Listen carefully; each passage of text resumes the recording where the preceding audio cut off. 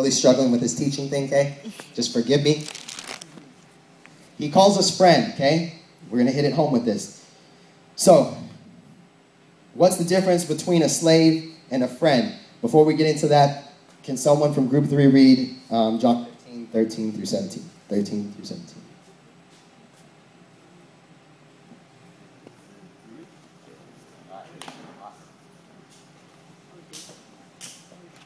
Greater love has no one than this, that he laid down his life for his friends. You are my friends if you do what I command. I no longer call you servants, because a servant does not know his master's business.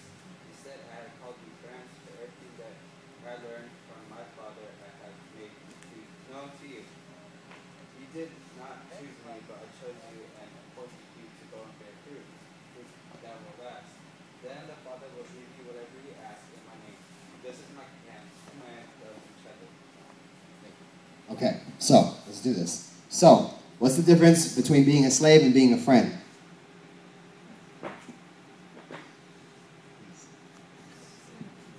We had this one, right? No, sir. Everybody had this one, but Oh. yeah. Well, the Bible says, well, it says that a servant doesn't know what his master is doing, but because I have called you friends, we know the intimate things of God because we're his friends.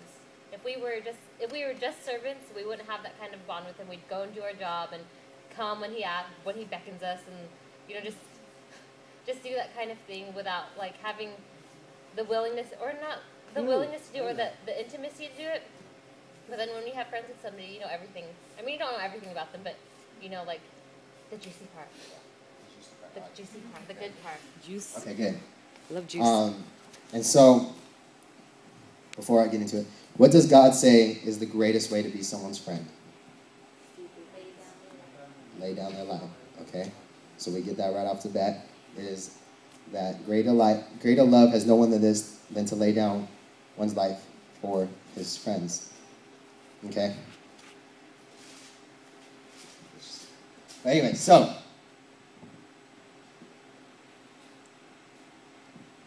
if we are friends, in verse 14, you are my friends if you do what? No. Follow my commandments, okay? He's making it clear. Make sure you don't forget this, okay? You still have to follow my commandments if you really call me friend, okay? So difference between a slave and a friend, and then he goes on to say the greatest way to be someone's friend, and then he reminds us of his commandments, okay? So here's the significance of a friend, and I heard you guys telling this to each other, okay? Is that if they give us advice, we'll follow it because we trust that they have our best interest, even if we don't agree. We cannot be considered a friend, a son, or a daughter of the Lord if we cannot receive correction from him. I went to DP camp with Pastor Phil and them, and he was up there and he said, you cannot call me your mentor, you cannot call me your spiritual father if you cannot receive correction from me. And it's true. Okay? If you want to call someone your mentor, if you want, even for myself, to call me your youth leader, your youth director, whatever it is that you want to call me, or Jessa, your worship director, Charlie, if you want to call someone pastor, whatever it is, don't give them that title if you can't even receive correction. Okay? And I get it. You know, sometimes I nag on you guys and things like that. You know, but seriously, okay? We can't be friends. We can't be homies, okay? We can't be brothers, we can't be sisters if we can't receive correction from each other. And the reason why we receive correction from each other, especially from the Lord, is because they have our best interests. Mm-hmm.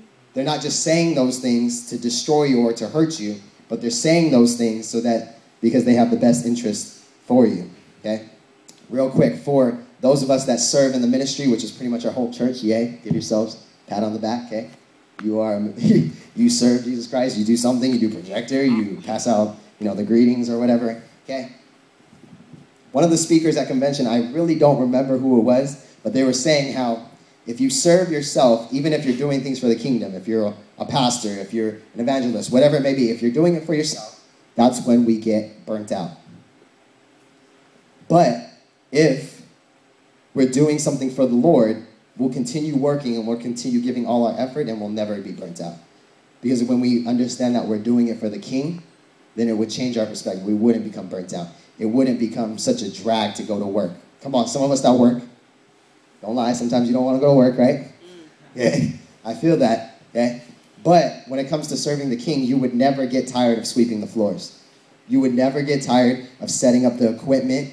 We would never get tired of preaching. We would never get tired of singing. And so make sure that we understand that even when we're serving the Lord, doesn't mean we're doing it for him. We may still be doing it for ourselves, okay?